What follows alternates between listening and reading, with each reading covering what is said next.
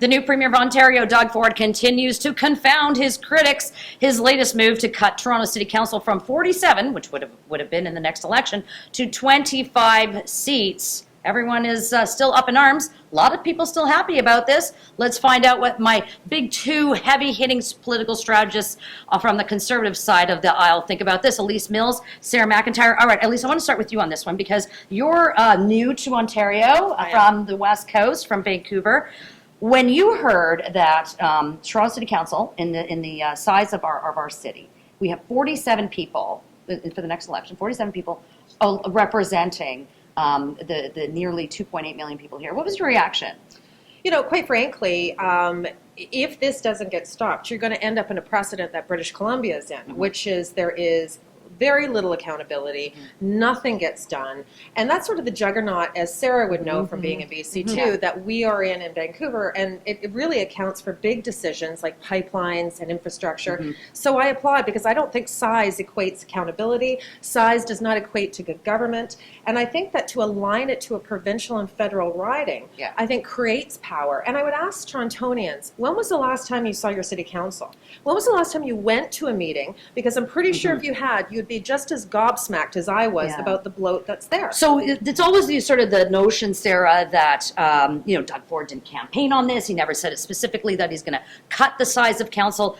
But he did talk about reducing the size and cost of government. Oh, absolutely. I mean, this is a Ford government principle, which is reducing the size of government, reducing the cost of government, and providing more accountability and more effective government. I mean, here we are, it's the middle of summer, it's July. How many sympathetic voters are we going to have in Toronto that we need to have more politicians instead of less? I think this is actually a move that I think surprised people in terms of timing, but I don't think surprised people in terms of outcome. And I think it's good for the next election. If he had waited 4 years, he would not have been able to get it done. And that's also part of the argument right now, is that had he not just put forward the legislation and would have absolutely had so much support if he said, I'm going to do this for the 2022 election versus sort of ramming down the throat. But I would, the counter to that, having been at City Hall and worked for the mayor that actually campaigned on cutting council in half, if we had 3 more councillors, Elise, running amok for the next 4 years, it would be very, very hard to unwind that. Well, and I also think that you can learn from Justin Trudeau's mistakes, which he wasted a ton of political capital walking around doing marketing plans and versus comprehensive strategies that lead to good governance,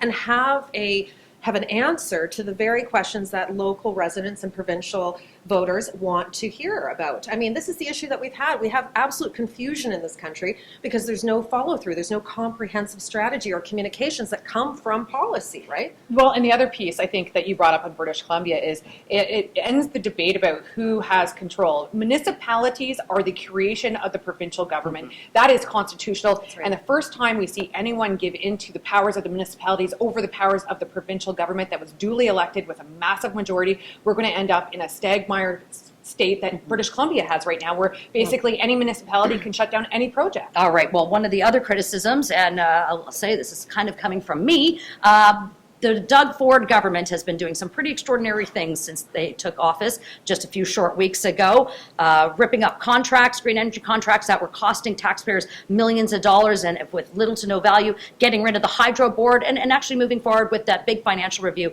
to find out where exactly the Liberals put all that money of ours and find out what's going on and find out the true value of the state of affairs in our economy.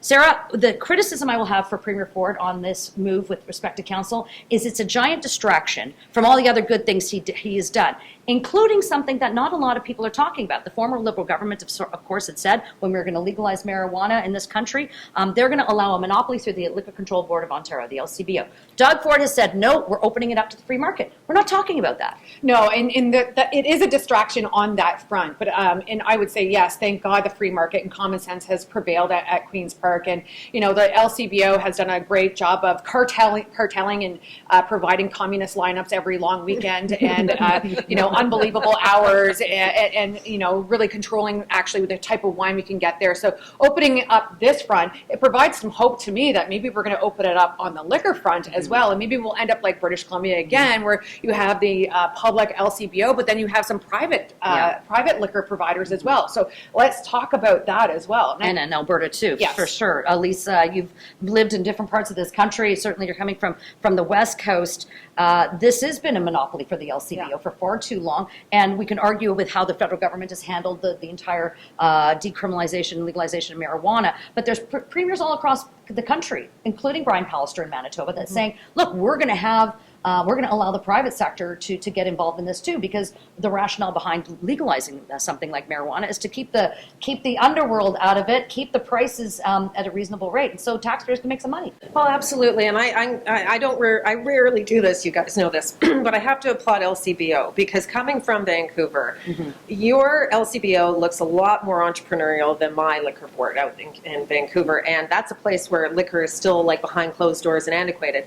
But just getting back to the LCBO and the relationship between marijuana, if the legislation will not allow these companies to brand and market like alcohol and has tougher regulation than even some pharmaceuticals, then I don't understand why we would even consider putting it into the LCBO or into any liquor board. It has to be a separate controlled substance board. And I think that if you want to make sure that you're right, take this out of the shadows, but also not turn it into like a socialist strategy for fundraising, I think you have to make it accountable in the private sector. And actually there's higher regulatory standards, I think, in most ways in the private sector. All right, we're going to see what happens when this legislation is introduced. Well, log on to Facebook and Twitter. Let us know what you think, if this is just a giant distraction or the darn right thing to do. And don't forget to subscribe to our YouTube channel.